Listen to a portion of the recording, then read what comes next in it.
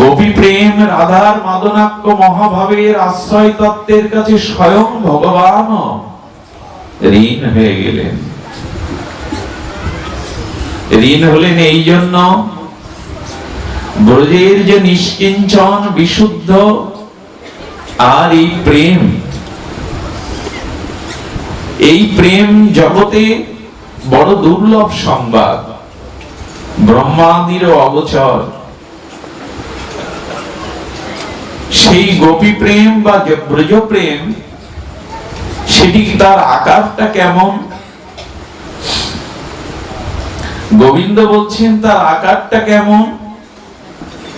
আমা হতে আনন্দিত হয় ত্রিভুবন, আমাকে আনন্দ দিবে ওইছে কোনজন। গোবিন্দ প্রশ্ন করছেন নিজের কাছে, আমা থেকে আপ্যায়িত বা আনন্দিত ত্রিভুবন হয়। আচ্ছা, জগতের আলোটা কোথা থেকে পায়? আলোর উৎস তো সূর্য।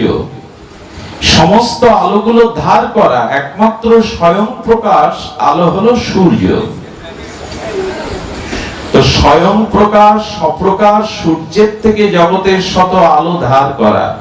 তো গোবিন্দ বলছেন আমা হতে আপ্যায়িত আনন্দিত হয় ত্রিভুবন। গোবিন্দের অভিমান হলো আমি রসব্রহ্ম, আমি অখিল রসামৃত মূর্তি, আমি রসিকেন্দ্র মৌলি রসিক শেখর। আমা হতে এই জগৎ আনন্দিত হয়, তো আমাকে কে আনন্দ দেবে? সূর্যকে কে আলো দেবে?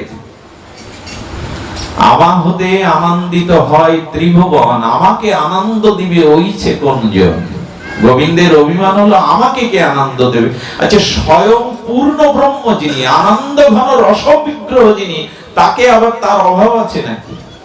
গোবিন্দের অভাব আছে নাকি যে তিনি আনন্দটা ধার করবেন? আপ্তকাম পূর্ণকাম ভগবান। বিশেষণে কি বলেছেন ভগবান?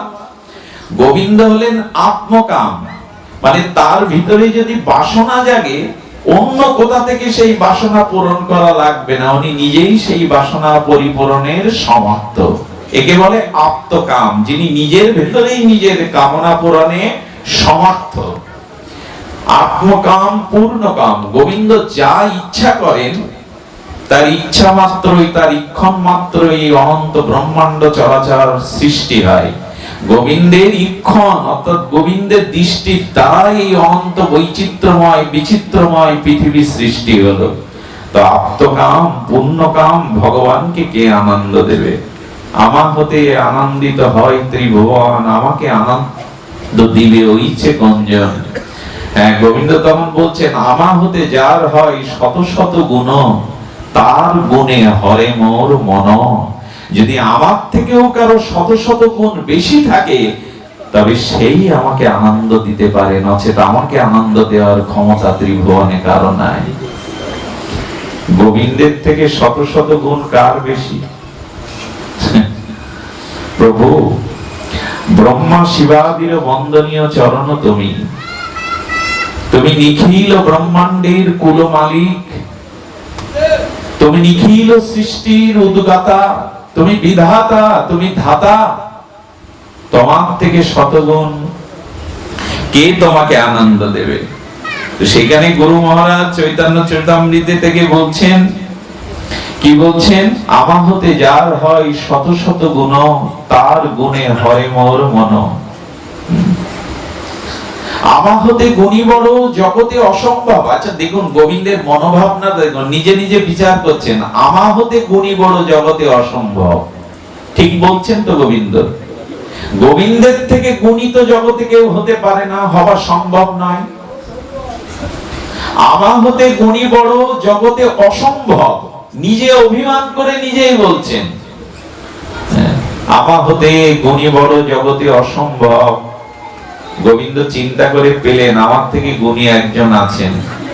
আমা হতে গুণী বড় জগতে অসম্ভব, একলি রাধাতে তাহা করি অনুভব। একমাত্র রাধা রানীতেই। আমা হতে যদি কারো শত শত গুণ থাকে, সে হলো রাধা ঠাকুরানী, প্রীতি ঠাকুরানী, প্রেমময়ী ব্রজেশ্বরী। সে রাধা রানীতেই আছে আমা থেকে শত শত গুণ। আমা হতে যার হয় শত শত গুণ, তার গুণে হরে মোর মন, আমার থেকে শত শত গুণ যার বেশি, সেই আমার মনকে হরণ করতে পারে, সেই আমাকে আনন্দ দিতে পারে। একলি রাধাতে তাহা করি অনুভব। এই রাধা তত্ত্বই হলো আমাদের উপাসনার বিষয়। মহাপ্রভু যদ্যপি আমাদের পরিচয় দিয়েছেন, আমাদের পরিচয় আমরা নিত্য কৃষ্ণ দাস, এই তো মহাপ্রভু আমাদের স্বরূপ পরিচয় কি দিয়েছেন? নিত্য কৃষ্ণ দাস।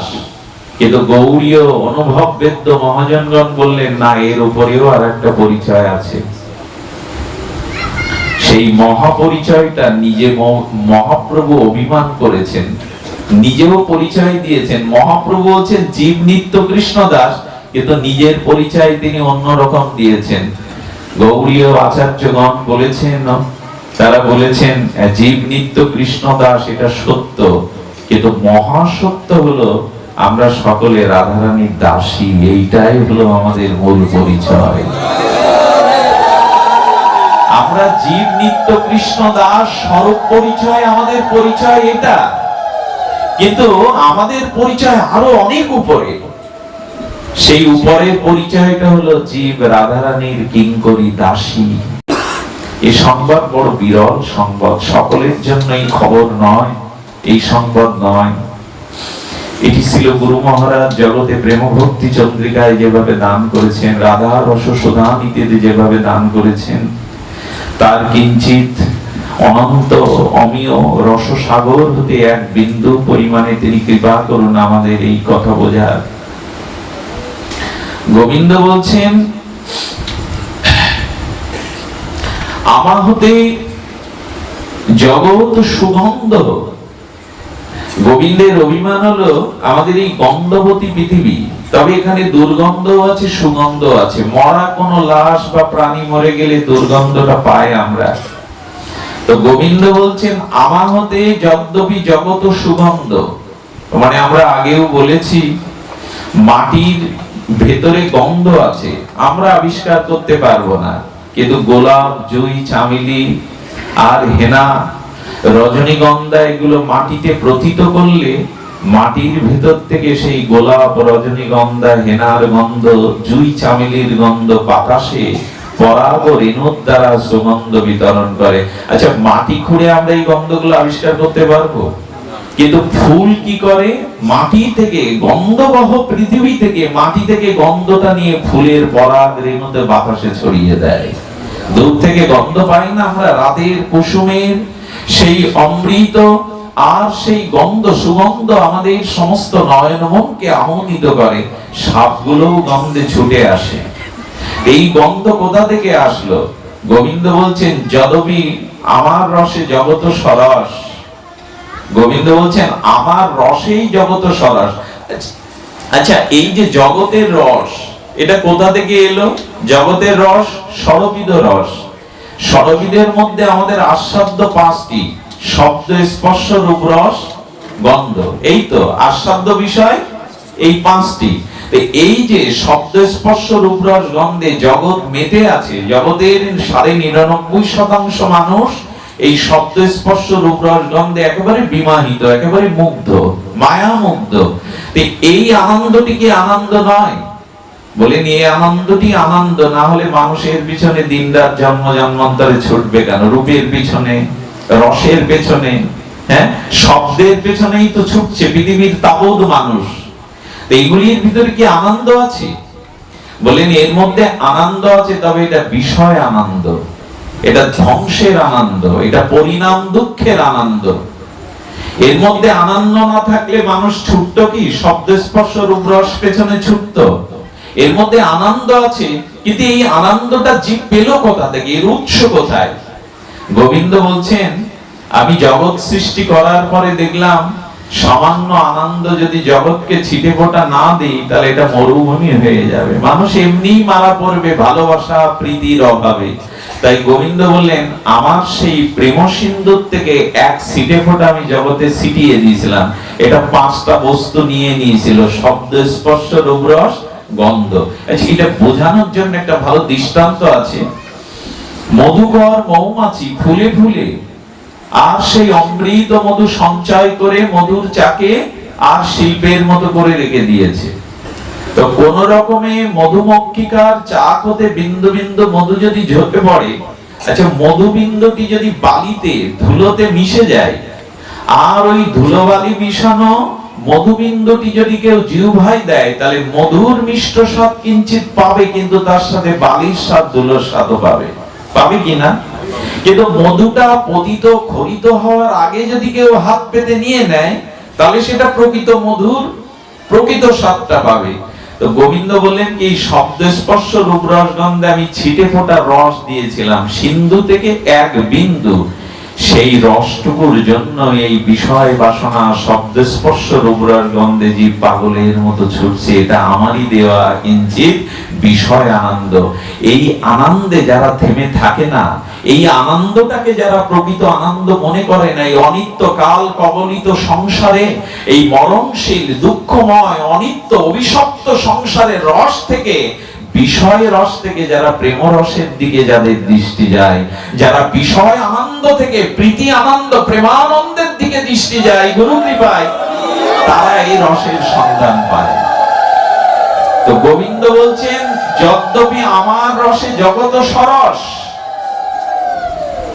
এই জগতে যত কিছু রসবস্তু এটা গোবিন্দেরই ছিটে ফোটা দেওয়া, জীব জগতে বেঁচে থাকবে বলে। এটুকু না দিলে জীব বাঁচত না। ভালোবাসা না থাকলে, শব্দ স্পর্শ রূপ রস বিষয় রস না থাকলে জীব মরুময় হয়ে যেত, মরুভূমি হয়ে যেত। তো গোবিন্দ বলছেন, যদ্যপি আমার রসে জগত সরস, যদ্যপি আমার গন্ধে জগত সুগন্ধ। গোবিন্দ বলছেন কি, এই গন্ধটা আমার কাছ থেকে এলো, এটা আমার না। যদ্যপি আমার গন্ধে জগত সুগন্ধ, গোবিন্দ বলছেন কি, এই গন্ধটা আমি পেয়েছি আরাকখানে। যদ্যপি আমার গন্ধে জগত সুগন্ধ, রাধিকার অঙ্গ গন্ধে আমায় করে বিহ্বল।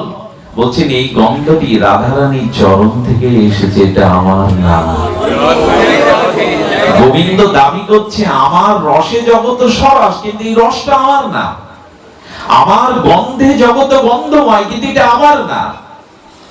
যদ্যপি আমার রসে জগত সুরস, রাধার অধর রসে মোরে করে বশ। আমার রসে জগত বশ, কিন্তু রাধারানীর অধরামৃত রসে আমি বশ। এটার কারণ কি?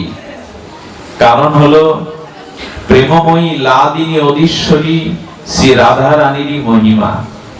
গোবিন্দ বলছেন রাধার প্রেমে আমি পাই, গোবিন্দ বলছেন আমি সীমা পাইনি। রাধারও মহিমা রাধারও গুণে গোবিন্দ না পায় পার। জীব কোন ছাড় যে রাধারানীর মহিমাকে আর এই জগতে জানবে, গোবিন্দ পার পাচ্ছেন না। অনন্ত আনন্দ সিন্ধু প্রেম তরঙ্গে গোবিন্দ পার পাচ্ছেন না, গোবিন্দ ডুবে গেছেন সেখানে। জীবের পক্ষে সেই রস জানা কি করে সম্ভব? কিন্তু মহাপ্রভু ভরসা দিলেন, আপনি করি আস্বাদনে। সেই ব্রজের যে কৈছন রাধা প্রেম কৈছন মধুরিমা, না আমার তো পুরাণ হয়নি। রাধার প্রণয় মহিমা কৃদিশ, আহা রাধার প্রণয় মহিমা কৃদিশ বানয়বা। না গোবিন্দ বলছে রাধার প্রেম রাধার প্রণয়টি কেমন এটি আমার জানা হয়নি। জানা হয়নি মানে রাধারানী ছিলেন আশ্রয় তত্ত্বে, আর গোবিন্দ ছিলেন বিষয় তত্ত্বে। বিষয় তত্ত্বে যিনি আছেন তিনি আশ্রয় তত্ত্বের আনন্দ পান না। যদি বিষয় তত্ত্ব কখনো আশ্রয় তত্ত্বকে রূপ নিতে পারে, তখনই বিষয় তত্ত্ব কেবল আশ্রয় তত্ত্বের আনন্দ পেতে পারে। এইখানে যারা একটু বিজ্ঞ শ্রোতা আছেন, অনুভববেদ্য শ্রোতা আছেন, তাদের এইটুকু বুঝতে হবে, আমাদের এই রাধা মাধবের যুগল প্রেম উপাসনা রস উপাসনা জানতে গেলে আশ্রয় তত্ত্ব এবং বিষয় তত্ত্বটি জানা চাই। যেমন শ্রী গুরুদেব হলেন আশ্রয় তত্ত্ব, নাকি? শ্রী গুরুদেব হলো আশ্রয় তত্ত্ব, আর ভজনটা হলো বিষয়। কি করে বোঝায়? অন্ধ হলেন বিষয়, আর তার যষ্টিটা হাতে লাঠিটা হলো আশ্রয়। অন্ধ ব্যক্তিটা বাজার পর্যন্ত যেতে পারবে না, কিন্তু পারবে হাতে যদি একটা যষ্টিটাকে, ওইটাকে আশ্রয় করে অবলম্বন করে ঠিক ঠিক বাজার পর্যন্ত এ তো যষ্টিবিহীন অন্ধ পথ চলতে পারে না। যেমন জলটা হলো বিষয় আর তৃষ্ণাটা হলো আশ্রয়। বোঝা যায় কি একটু অর্ধেক? জল থেকে কি করবে যদি তৃষ্ণায় না থাকে? তৃষ্ণা আছে বলেই তো জলের মহিমা, জলের কদর।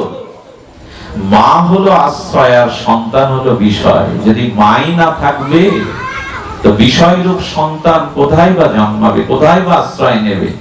তো রাধারানী হলো প্রেমের আশ্রয় আর গোবিন্দ হলো প্রেমের বিষয়। এইখানে গোবিন্দ রাধারানীর, এইখানে রাধারানীর তত্ত্বের কাছে গোবিন্দ পার পাচ্ছেন না। আচ্ছা, একটা সহজ করে বলা যায়, কোন বিশ্ববিদ্যালয়ের পড়ুয়া সন্তান কোন ছুটিতে গিয়ে এসছে আর বহুদিন পরে বাৎসল্য প্রেমময়ী মা সন্তানের মুখদর্শনে আনন্দে সন্তানের জন্য তার প্রিয় খাদ্যগুলো রান্না করেছেন। মা রান্না করে কি করেছে আর সন্তানের জন্য প্রতীক্ষা করছে। 10টা বাজলো, রাত্র 11টা, রাত্র দ্বীপ্রহর 1টা বেজে গেল। আসলে হয়েছে কি, ছেলেটা বন্ধু বান্ধব পেয়ে অনেকদিন পরে তাদের খেলায় মেতে উঠেছে। মার কথা, মা যে অপেক্ষা মানরত এইটা স্মরণ নাই। মা কিন্তু দুশ্চিন্তায় তার হৃদয়ে কালো মেঘ, কিছু হলো না তো খোকা, কেন বিলম্ব করছে খোকা? মা পাইচারি করতে করতে বিহ্বল চিত্তে, উৎকণ্ঠিত চিত্রে, সন্তানের কোন অজানা বিপদ আশঙ্কায় তার চোখে নিদ্রা নেই। উৎকণ্ঠিত মা বারবার ব্যগ্র চিত্রে আর এই পথের দিকে তার নয়ন, তৃষ্ণার্ত নয়ন চেয়ে আছে। একটা পাতা পড়লে শব্দ হলে মনে হচ্ছে ওই খোকা এলো। এরকম অপেক্ষা থাকে কিনা মায়ের? থাকে কিনা? তো কি ঘটেছে, সন্তান যখন ফিরলো মা জড়িয়ে ধরে কাঁদলো। মাকে কষ্ট দিতে হয়, কোথায় ছিলি, কোথায় গিয়েছিলি, কি হয়েছিল তোর? মায়ের উদ্বিগ্নতা, ব্যাকুলতা দেখে সন্তান বলছে, আমি কি আর ছোট আছি মা? তুমি এমন করছো কেন? আমি তো বড় হয়ে গেছি মা, আমার জন্য তোমার। বললেন, আচ্ছা মা তুমি একটু বুঝিয়ে বলো তো, তুমি ঘামছো, কাঁদছো, তোমার ভিতরে ব্যাকুলতা। আচ্ছা মা, কেমন হচ্ছিল আমার ফেরার অপেক্ষায়? পাগল ছেলে, ওটা কি মা খোকাকে বোঝাতে পারে? সন্তানের অপেক্ষায় মায়ের চিত্তে কেমন হয় কেউ পারবে কি বাবা? সন্তান তখন দাবি করছে, মা আমি শিক্ষিত হয়েছি, আমি বুঝবো না কেন, আমাকে বোঝাও, আমার ফেরার অপেক্ষায় তোমার কেমন হচ্ছিল? মা বলছেন, খোকা এটি বোঝানোর বস্তু না, এটা অনুভূতির বস্তু। সব জায়গায় ভাষা প্রবেশ করতে পারে না। অনুভূতির কাছে ভাষা থেমে যায়। ভাষা যেখানে থেমে যায়, অনুভূতির রাজ্য সেখানে শুরু হয়। এই অনুভূতিটা তোকে বোঝাতে পারবো না, কোনোদিন পারবো না মা, কোনোদিন বুঝতে পারবো না, অনুভব করতে পারবো না। হ্যাঁ, মা একগাল এসে বললেন, সেই দিন পারবি যেদিন তুই আমার ভূমিকায় দাঁড়াবি, যেদিন তুই কারো সন্তানের পিতা হবি। তোর সন্তান ঘরে ফিরতে বিলম্ব করলে সেদিন আমার অনুভূতিটা তোর হৃদয়ে জাগবে, সন্তান না হওয়া পর্যন্ত এটি জাগবে না। তো গোবিন্দ তখন বলছেন, রাই, হে রাসেশ্বরী, হে বৃন্দাবনেশ্বরী, হে গোপীগণ, তোমাদের মতো সর্বস্ব আমি তোমাদের দিতে পারিনি। এবার রাধারানীর একটা কথায় গোবিন্দ পরাজিত হলেন। গোবিন্দকে রাধারানী বলছেন, তোমার আছে অনেক জন, আমার আছো কেবল তুমি। বোঝা গেল শব্দটা? গোবিন্দ, তোমায় দ্বারকায় রুক্মিণী, সত্যভামা, অষ্ট মহিষীগণ আছেন, তোমার সকলেই আছে, আমার কেবল তুমি। গোবিন্দ এখানে ঋণী হয়ে গেলেন। তাই তো যত ভক্ত গোবিন্দকে চায় তিনি তাদের মনোবাসনা পূর্ণ করেছেন। 16,108 জন তার মহিষী, তার মধ্যে 8 জন তার শ্রেষ্ঠ মহিষী, জাম্বুবতী, রুক্মিণী, সত্যভামা। এরা রাধারানী বললেন, তোমার আছে অনেক জন, আমার তো তুমি ছাড়া কেউ নেই। এই ঋণ কি করে গোবিন্দ শোধ করবে? গোবিন্দ স্বয়ং ভগবান, ভক্তের মনোবাসনা পূর্ণের জন্য তাকে বহু হতে হয়েছে, বহু জনের হতে হয়েছে। রাধারানী বললেন, তুমি ছাড়া তো আমার দ্বিতীয় কেউ নাই। রাধারানী গোবিন্দের জন্য কুল ধর্ম, দেহ ধর্ম, বেদ ধর্ম সব ত্যাগ করেছে, গোবিন্দের কিছু ত্যাগ করতে হয়নি। কুল ধর্ম আর দেশ ধর্ম, সব ধর্মকেই ত্যাগ করতে হচ্ছে গোপীদের। তারা অন্যের কুলে অন্যের ঘরে থেকে সর্বস্ব ত্যাগ করেছেন গোবিন্দের জন্য। গোবিন্দ এটা পারেনি, কারণ আশ্রয় তত্ত্ব থেকে রাধারানী গোপী সুন্দরী ব্রজ সুন্দরীগণ যতটুকু ত্যাগ করেছে, গোবিন্দ তাদের জন্য অতটুকু পারেননি। এই জন্য গোবিন্দ হয়ে গেলেন রাধারানীর কাছে ঋণী, গোপীর কাছে ঋণী। এই ঋণ স্বয়ং ভগবান ঋণগ্রস্ত হয়ে গেলেন। এই জন্য গোবিন্দ চিন্তা করেছিলেন আসলে রাধা প্রেমের মহামহিমা, রাধারানী আসলে কে। আমরা যদি এইখানে একটু বিচার আনি, বিচার তো আনতেই হবে। রাধা প্রণয় বিকৃতে লাদিনী শক্তি রশ্মাদিকা ভুবি দেহ বেদাং গতৌতৌ। আহা, আমাদের স্বরূপ দামোদর গোস্বামী মহাপ্রভুর বিচিত্র চরিত্র, তিনি রাধারানীর পরিচয় দিচ্ছেন। রাধা কৃষ্ণ প্রণয় মহিমা লাদিনী শক্তি। রাধারানী কৃষ্ণ আলাদা নন, আবার তাদের ভিতরে অচিন্ত ভেদাভেদ আছে। অচিন্ত ভেদাভেদ, এই তত্ত্বগুলো এত সূক্ষ্ম, এটা গুরু কৃপা ছাড়া অনুভব করা যাবে না। অচিন্ত ভেদাভেদ তত্ত্ব, জীব যেখানে চিন্তার দ্বারা, যারা বিজ্ঞ তারাও চিন্তার দ্বারা এটি পায় না। ভেদাভেদ কেমন বলছে, রাধা কৃষ্ণ এক আত্মা দুই দেহ ধরি, অনন্য বিলাসে রস আস্বাদন করি, মৃগমদ গন্ধ জৈসে অবিচ্ছেদ, অগ্নি জ্বালা চায় নাহি যার ভেদ, তৈসে রাধা কৃষ্ণ একই স্বরূপ, লীলা রস আস্বাদিত ধরে দুই রূপ। আচ্ছা, একটা প্রদীপের দুই দিকে সলিতাটা জ্বালিয়ে দিলেন, দুই দিকের আলোটা কি ভিন্ন হবে? ভিন্ন কি হবে? আগুন আর তার দাহিকা শক্তি, এটিকে আলাদা করে দেখানো যাবে? আগুন এবং তার পোড়ানোর যে শক্তিটা, দাহিকা শক্তিটা আলাদা করা যাবে? মধু থেকে তার মিষ্টতাকে ছিন্ন করা যাবে না। এই জন্য রাধা কৃষ্ণ এক তত্ত্ব। তবে ভজনে আর প্রেমে আর সর্বস্ব অর্পণে গোবিন্দ এখানে ঋণ হয়ে গেলেন। এই জন্য গোবিন্দ, রাধারানী গোবিন্দকে যতটা সুখ দিয়েছে, যতটা আনন্দ দিয়েছে, গোবিন্দ অতটা আনন্দ রাধারানীকে দিতে পারেনি। এই জন্য গোবিন্দ হলেন ঋণী। আর সেই ঋণ শোধ করবার জন্য ব্রজে সেই তিন বাঞ্ছা পূর্ণ হলো না। কৈসন রাধা প্রেম, কৈসন মধুরিমা, কৈসন ভাবিতি হবর। এই তিন বাঞ্ছা পূরণের জন্য গোবিন্দ চিন্তা করলো, আমাকে বিষয় থেকে আশ্রয় তত্ত্বে যেতে হবে। কারণ আশ্রয় তত্ত্বের সুখ, বিষয় তত্ত্ব আস্বাদন করতে, গর্ভে সন্তান ধারণ করে তাকে বুকের স্তন্য দিয়ে প্রতিপালন করা, এটি আশ্রয় তত্ত্ব। মায়ের অনুভব, পিতার অনুভব হবে কি? গর্ভে সন্তান ধারণ পালন পোষণের অনুভব পিতার হবে বাবা? হবে না কখনো। তো গোবিন্দ বিষয় তত্ত্ব থেকে আশ্রয় তত্ত্বের পার পাচ্ছে না, এটাই স্বাভাবিক। তো আশ্রয় তত্ত্বে কিভাবে পৌঁছানো যায়, গোবিন্দ চিন্তা করলেন। আর গোবিন্দ চিন্তা করে তখন বললেন, হ্যাঁ, যদি কখনো গোবিন্দকে ললিতা বিশাখা জানালো, তুমি যদি রাধারানীর আর এই মহা মধুরিমা প্রেম মধুরিমা আস্বাদন করতে চাও, তাহলে তোমাকে কি করতে হবে না? গোবিন্দকে তখন বললেন, আমাদের রাধারানীর ভাব আর কান্তিটা তোমায় নিতে হবে। গোবিন্দ, তুমি যদি এই ব্রজরস, এই রাধার প্রেম মহিমা আস্বাদন করতে চাও, তাহলে কৃষ্ণত্বকে বিষয় তত্ত্ব বলে তোমাকে রাধা হতে হবে, রাধার ভাব ও কান্তি দিতে হবে। আচ্ছা বাবা, আমি আপনার ঘটি কম্বল টাকা পয়সা ছিনিয়ে নিতে পারি, কিন্তু আপনার ভাবটাকে আমি হরণ করে নিতে পারবো সন্ত্রাসী করে? নেওয়া সম্ভব?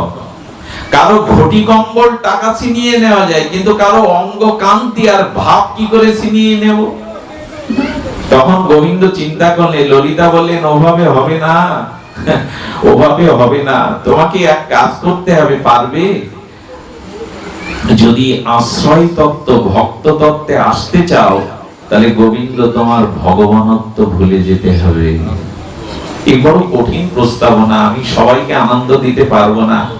এ কথা এমন গোপন কথা, এমন রহস্যের কথা, সকলের চিত্ত ভেদ করতে পারবে না, তবু চেষ্টা করছি গুরু মহারাজের কৃপায় যদি আপনাদের প্রসন্ন দৃষ্টিতে আশীর্বাদে কিঞ্চিত আমরা রাধারানীর করুণা হয়, ছিল গুরু মহারাজের গুরুবর্গের গৌড়ীয় বৈষ্ণবগণের রাধাকুণ্ড বৈষ্ণবগণের কৃপা হয়, তাদের কৃপাতে আমরা সাধন করতে। বলছেন তোমাকে কি করতে হবে?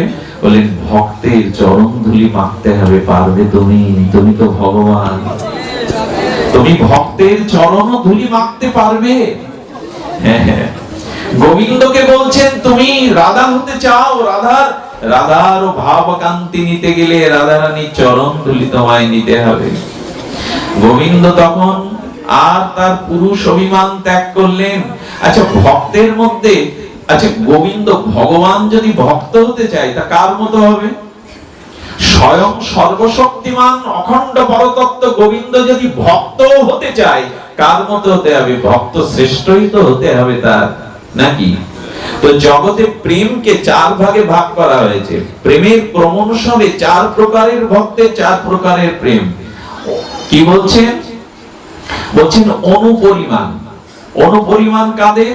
এই জগতে যারা সামাজিক গণ, যাদের বিশুদ্ধ চিত্ত, সেই বিশুদ্ধ চিত্ত সামাজিক গণ যদি রসজ্ঞ কোন তত্ত্বজ্ঞ শাস্ত্রজ্ঞ আর ভজন রসিক ব্রজ উপাসনার রসিক অনুভববেদ্য কোন সদ্গুরু পেয়ে যায়, আর সদ্গুরুর কাছ থেকে যদি কাম বীজ কাম গায়ত্রী মন্ত্র পায় এবং রাগানুগা মঞ্জরি ভাব সাধনার অভিমান পায়, তাহলে সেই ভক্ত কেবল আরাধনার দ্বারা ভজনের দ্বারা গুরু কৃপার দ্বারা অনুমাত্র প্রেম লাভ করতে পারেন, এক ফোঁটা। আচ্ছা, এদের থেকে প্রেম কাদের বেশি? বললেন ন্যূন। আমাদের প্রেমটা হলো ন্যূন। কি জানেন, এটা অপূর্ব কথা হলো, এই দেহে আমাদের এই মনুষ্য শরীরে প্রেম ধারণ হয় না। এই জন্য প্রেম পরিপূর্ণ এসে গেলে এই দেহটা ভঙ্গ হয়ে যাবে, থাকবে না। প্রেম ধারণ করবার ক্ষমতা আমাদের এই জড় মাংসের দেহে নেই। এই জন্য ওই প্রেম ধারণ করতে গেলে আর একটা শরীর দরকার। সেই সংবাদটাই আজ খুলেছেন, এখানে ভাগবত প্রকাশ হয়েছেন। আমি সেই রাধা দাসীর সংবাদটি এখানে বলেছেন। কি বলেছেন? আত্মনাং চিন্তান্ত অত্র তাসাং মধ্যে মনোরমাম। হ্যাঁ, আর কি বলেছে? রূপ যৌবন্য সম্পন্নং কিশোরীং প্রমাদাকৃতিম। আরে বাবা, এই সংবাদ বড় দুর্লভ সংবাদ। তো এর সর ঐশ্বর্যপূর্ণকেই বলে ভগবান। তো সর ঐশ্বর্যের পূর্ণে গোবিন্দের তিনটি শক্তি প্রদান। কি কি? লাদিনী, সম্বিত আর সন্দিনী। একটু লক্ষ্য করুন, সন্দিনী শক্তির দ্বারা গোবিন্দ কি করেন? সম্বিত শক্তি, লাদিনী শক্তি। এই সম্বিত শক্তির দ্বারা সৎ অংশে সন্ধিনী, সন্ধিনী শক্তির দ্বারা ধাম। এই বৃন্দাবন হলো সন্ধিনী শক্তির আধার, আশ্রয়। পিতা মাতা আর অলংকার, বাঁশি, মুরলী, ছত্র, এগুলো সন্ধিনী শক্তি থেকে এসেছে। আচ্ছা, এক প্লাস্টিককে বিগলিত করে কত রকমের প্লাস্টিক পাওয়া যাচ্ছে না? প্লাস্টিক কি একরকম? এক বিদ্যুৎ দিয়ে কি একরকম শক্তি প্রকাশ হচ্ছে? মিল কলকারখানা চলছে, ফ্যান টিভি চলছে, নানান রকম। তো শব্দ হচ্ছে বিদ্যুৎ শক্তিটা একই।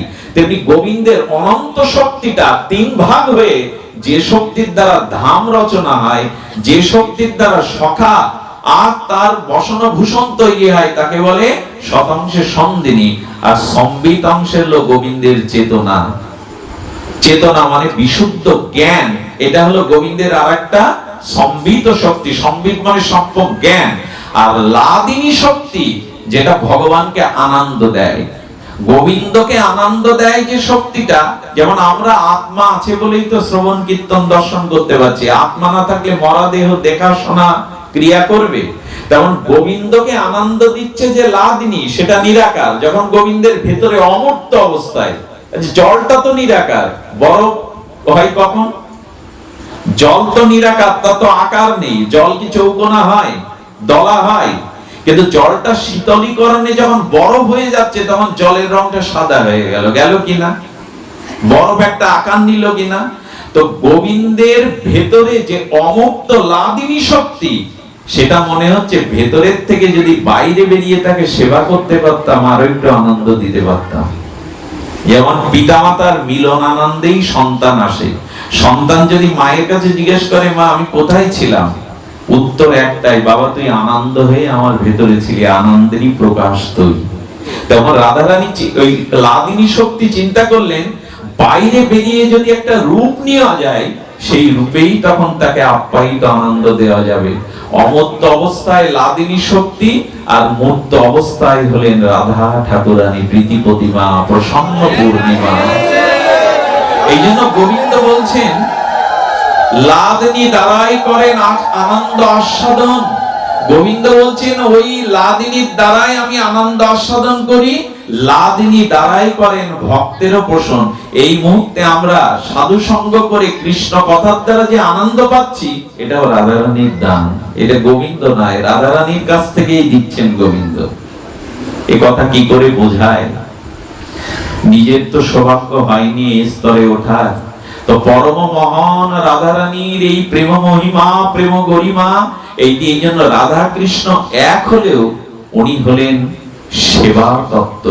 এই সেবা তত্ত্ব যিনি বড়, এই জন্য গোবিন্দ রাধারানীর চরণ ধরলেন। এই দেখুন, ভক্তের চরণ ধুলিতে ছাড়া তো ভক্তি পাওয়া যাবে না। গোবিন্দ এই পরম মহান প্রেমে রাধিকার চরণে এলেন। কবি জয়দেব এটি দেখলেন, মানসিক প্রীতিতে দেখে গোবিন্দ চরণখানা কি করেছে জানে? রাধারানীর চরণখানা নিকুঞ্জ মন্দিরের দ্বারে এসে প্রথমে হাতে ধরেছেন। সেই শিরীষ কুসুম দল চরণ কমল দল, রাধারানীর চরণটা হলো শিরীষ কুসুম। এই জগতে সব থেকে সূক্ষ্ম ফুল হলো শিরীষ ফুল, শিরীষ কুসুম। কারো অঙ্গে ছুঁড়ে মারলে তার অনুভূতিটাও অঙ্গে জাগবে না। তো রাধারানীর চরণটা হলো এই কোটি শিরীষ কুসুম কমল দল। তো সেই কমল দল রাধারানীর চরণ দোখানা গোবিন্দ হাতে নেওয়ার পরে ওই রাঙা চরণখানা দেখে গোবিন্দের চোখে জল ভরে গেছে। ললিতা বলছে, কি গো শ্যাম, চরণ দেখে কাঁদছো কেন? বললেন, যদি একটু সুযোগ দিতে, সেবার সুযোগ। গোবিন্দরও লালসা জেগেছে, এই চরণকে যদি একটু সেবা করতে পারতাম। কুঞ্জ মন্দিরে রাধারানীর শির কুসুম দল কমল চরণ দোখানা গোবিন্দের, আসলে এটা তো অনুভবের বিষয়। সেই লাদিনী অধীশ্বরীর চরণ দোখানা গোবিন্দ বললেন, ললিতা একটু আলতা রাঙাতে দেবে, সিঙ্গার করতে দেবে। রাধারানী তখন বলছেন, ও সেবা জানে তো, শুনে দেয়, ও সেবা জানে তো, সেবা তো নিয়েছে সারা জীবন, ও সেবা জানে তো। শ্যামসুন্দর তখন আলতা রাঙাবি বলে আলতাটা হাতে নিয়ে আর পড়াতে পারছেন না, হাতও কাঁপছে, মাঝে মাঝে পড়ে যাচ্ছে আলতা। রাধারানী বলছেন, হাত থেকে নিয়ে নে, ওই বিদ্যা ওর জানা নাই। ললিতা বলছে, কি গো শ্যাম, তোমার হাত কাঁপছে কেন? বললেন, প্রেমময়ীর চরণ দোখানা দেখে আমার চোখে জল ভরে যাচ্ছে। আমি ঝাপসা চোখে চরণে ঠিক চিহ্ন করতে পারছি না। যার চরণ দেখে স্বয়ং গোবিন্দের চোখ ঝাপসা হয়ে যায়, ওনার প্রেমে হাতটা কাঁপছে, পড়াতে পারছেন না, উনি আলতা পড়াতেই পাচ্ছেন না। সঙ্গে সঙ্গে নিজের নামটা রাধারানীর চরণের ধারে লিখে নিলেন। ললিতা বলল, ধারে লিখলে কেন? বললো, আমি যে ধার নিয়েছি রাধা প্রেমের কাছে ঋণী হয়ে গেছি। আমি সর্বস্ব ত্যাগ করতে পারিনি রায়ের জন্য, রাধারানীর জন্য আমি সর্বস্ব ত্যাগ করতে পারিনি। কেন জানেন? যেদিন মথুরায় চলে যায় গোবিন্দ, রাধারানী সুন্দরীর আর ঘরে ফেরেনি। শত বছর তারা এই নিকুঞ্জ কাননে বসে তারা তাদের বিরহ দশায়, রাধারানীর চোখের জলে কাপড়গুলো ছিদ্র হয়ে যেত। জঙ্গলের মধ্যে সেই রাধা মাধুর বিরহে উন্মাদিনী, আর সেই প্রজল্প জল্প আর দশবিধ জল্পের দ্বারা রাধারানীর কি দশা জানেন? রাধারানী যেন আগুনটা চাপা দিলে যে রং হয়, কৃষ্ণ বিরহে অনুরাগে তার রং তেমনই হয়ে গেছে। আর মাঝে মাঝে রাধারানী কৃষ্ণ বিরহে মূর্ছিত হয়ে পড়ে যাচ্ছেন। এই প্রেমের পার পাবেন কি করে গোবিন্দ? মাঝে মাঝে প্রেমেতে মূর্ছিত হয়ে যাচ্ছেন। আর একটি ভ্রমর এসে তার চরণের কাছে বসলে বললেন, ছবি না, তুই বড় অপবিত্র, তুই ছবি না আমায়। অর্থাৎ ভ্রমরটাকে দেখে মনে করেছে গোবিন্দ তার কোন দূত পাঠিয়েছে আমাদের সংবাদ নিতে। এটা ভ্রমরকে দেখে মনে করেছে, বলে কপট তুই, তোর বন্ধু যেমন কপট, তুইও কপট, তুই আমার চরণ ছবি না, তোর চরণ ছোঁয়ার অধিকার নাই। বারবার ভ্রমরকে দেখে বলছে, ভ্রমর চলে যা, কেন এসেছিস? ও সে সংবাদ নিতে পাঠিয়েছে আমরা কেমন আছি। কি দশা হলে একটা ভ্রমরকে দেখে গোবিন্দের দূত মনে করে কথা বলা যায়। ফিরে যা, আমার চরণ ছবি না, তুই চরণটা টেনে নিচ্ছে। অর্থাৎ ভ্রমরটাকে গোবিন্দ, এইটা রাধারানী মনে করেছেন গোবিন্দের বন্ধু। ভ্রমর যখন মনে মনে বলছেন, আমি যখন থেকে এসেছি তখন থেকে তুমি আমার বন্ধুর নিন্দা করছো, তো যে অপরের নিন্দা করে সেও কি খুব ভালো? হ্যাঁ, আমার বন্ধু যদি এত নিন্দুক হই, তার কথা তো তুমি অন্য কথা বলছো না, মুখে অন্য কোনো কথা তো তোমার আসছে না। শোন তাহলে কপটি, শোন, প্রাণনাথ ব্রজ থেকে চলে গেছে, এতে আমাদের বাঁচবার কথা না, আমরা প্রাণেই মারা পড়তাম, কিন্তু তার কথাই আমাদের বাঁচিয়ে রেখেছে। তব কথা তার কথাই আমাদের বাঁচিয়ে রেখেছে। সে না হলে বাঁচবো, তার কথা না হলে বাঁচবো না। আচ্ছা বলুন তো বাবা, আপনারা এই পথ শ্রান্ত ক্লান্ত হয়ে এসেছেন, গোবিন্দকে তো আমরা কখনো চোখে দেখিনি, তার কথা শুনতেই তো এসেছি। তোমাকে না পেলে বাঁচবো, কিন্তু তোমার লীলা, তোমার কথা না পেলে বাঁচবো না। তব কথামৃতম তপ্ত জীবনম কবিবিরীতম কল্পসমহম শ্রবণম মঙ্গলম শ্রীমদত্তম ভূমি গৃহান্তি যে ভরিতা জনা। আচ্ছা, আমার বন্ধুকে এত নিন্দা করছো কেন? বলেন, তোর বন্ধুর সাথে তোর মিল আছে, তোর স্বভাবে মিল আছে, তোর গুণে মিল আছে, হ্যাঁ, তোর জাতিতে মিল আছে। তুই যেমন কালো, তোর প্রাণ, তোর বন্ধু তেমনি কালো। নামটাও মুখে নিচ্ছেন না, বিরহে কাতরা রাধা মাথুর বিরহে। তোর বন্ধু যেমন কালো, তুইও তো কালো। আর স্বভাবে মিল কি জানিস? তোর এই মানে এই যে লোমে মধু মাখা আছে, আমি দেখতে পাচ্ছি। রাধারানী ভ্রমরকে বলছেন, তোরা কি করিস? তোরা গুঞ্জনরত রাগ রাগিনীতে আর রাগ গাইতে গাইতে গুঞ্জনরত সুরলহরীতে তোরা ফুলের বুকে বসিস, আর ফুলের মধুটা সঞ্চয় করে পান করে উড়ে যাস, আর ফুলের খবর রাখি না। তোর স্বভাবের সাথে তোর কপট বন্ধুর মিল আছে। আমরা অবলা সরলা, আমরা সর্বস্ব তার পায়ে দিয়েছিলাম, ভালোবেসেছিলাম, বিনিময় কিছু চাইনি। আমাদের ভালোবাসা সরল ভালোবাসা নিয়ে তোর মতো মধু পান করে সে উড়ে গেল, আর এলো না ফিরে।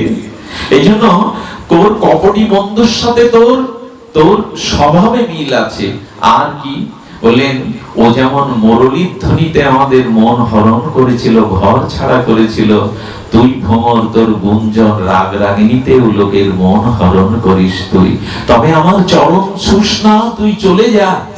যার বিরহটা এই দশায়, সেই রাধারানীর চরণ কমলটা গোবিন্দ তখন বুকে ধারণ করেছেন। আহা, কে কার চরণ গোবিন্দ বুকে নেবে? গোবিন্দ চরণটা বুকে নিয়ে কি বলেছিল জানেন? তমস্বী মম জীবনম, হে রাধে তুমি আমার জীবন, তমস্বী মম ভূষণম, আমার সমস্ত অলংকার তো তুমি। জলধি মগ্নাম, তমস্বী মম জলধি মগ্নাম জীবনাম। মাছ যেমন জল ছাড়া বাঁচতে পারে না, হে রাধে তোমার প্রেম বিনা আমিও বাঁচতে পারি না।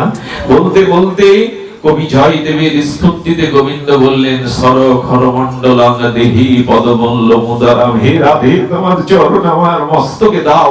গোবিন্দ রাধারানীর প্রেমময়ীর চরণ দুখানা আর মস্তকে ধারণ করেছেন। গোবিন্দ রাধারানীর করুণাময়ীর প্রেমময়ীর চরণ দুখানা ধারণ করলে, আর রাধারানীর চরণ থেকে সেই রাধারানীর চিন্তামণির প্রেম চরণ ধূলিকণা গোবিন্দের অঙ্গকে ঢেকে দিল। রাধারানীর স্বর্ণ কমল চিন্তামণি প্রেম ধূলিকণা গোবিন্দের অঙ্গে যখন মেখে গেল, গোবিন্দ অন্ত কৃষ্ণ বাহিক ভেতরে কৃষ্ণ হয়ে রাধারানীর চরণ রেণুর মহিমায় গৌর রূপ নিয়ে নিলেন আমার গোবিন্দ। কালো রূপটা ঢেকে গিয়ে অন্ত কৃষ্ণ বহির গৌর। আচ্ছা বাবা, কাউকে যদি আবির রঙে রাঙানো হয়, তার রংটা কি আগের থাকবে গায়ের রং? কাউকে যদি আবির রঙে, দোলের দিনে আবির রঙে রঞ্জিত করলে কারো গায়ের রংটা কি বোঝা যায়? তেমনি গোবিন্দ রাধারানীর চরণ ধুলিতে রাঙিয়ে গেলেন অনুরাগে। অন্তকৃষ্ণ বহির গভীর হয়ে কি করলেন? রাধার ভাব আর কান্তিকে রাধারানী দিয়ে দিলেন গোবিন্দকে। এই রাধারানীর ভাব এবং কান্তিটা করুণা করে রাধারানী দেওয়ার সাথে সাথে এই রাধা কৃষ্ণ মিলিত তনু হয়ে হলেন শ্রী গৌরাঙ্গ, প্রেমাবতার শ্রী গৌরাঙ্গ। রাধা কৃষ্ণ মিলিত তনু, রাধা ভবদ্যুতি সুবলিত তনু নবমী কৃষ্ণ স্বরূপম।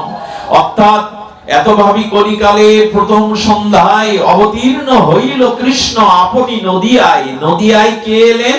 ওই ব্রজে রাধা কৃষ্ণ মিলিত। আচ্ছা, কৃষ্ণ অন্ত, বাহির গৌর কেন? রাধারানীর কান্তিটা বাইরে কেন? কৃষ্ণ ভেতরে, বাইরের কান্তিটা কার? রাধারানী। কেন? রাধারানী চিন্তা করলেন যে প্রেম আমি তোমাকে দিলাম গোবিন্দ, এই প্রেম তোমাকে ধুলাই গড়াগড়ি দিতে, ভক্তের জন্য তুমি আকুল হয়ে ধুলাই গড়াবে, তখন তোমার অঙ্গে যদি কঙ্কট বিদীর্ণ হয়, কাপড় ফোটে, আমি সহ্য করতে পারবো না। তাই তুমি ভেতরে থাকো, আমি বাইরে থাকি। যত কঙ্কট, মহাপ্রভু তো ধুলাই গড়াচ্ছেন, রাধা প্রেমে গৌর ধুলাই গড়াচ্ছেন। আচ্ছা, মহাপ্রভু যখন ধুলাই গড়াচ্ছেন, কাপা থাকতে পারে, কাপড় থাকতে পারে। রাধারানী বললেন তোমার অঙ্গকে আমি ভেতরে দিয়ে আমার অঙ্গ দিয়ে দিলাম, ব্যথাটা লাগে আমার অঙ্গে লাগুক। তুমি বড় প্রিয়, ভালোবাসার সম্পদ, তুমি ভেতরে থাকো। অন্তকৃষ্ণ বাহির গৌর হয়ে সেই রাধা কৃষ্ণ মিলিত তত্ত্ব শ্রী গৌরাঙ্গ হয়ে এলেন, রাধা ভাবদ্যুতি সুবলিত তনু। আচ্ছা, রাধার কান্তিটা কেন নিতে গেলেন গোবিন্দ?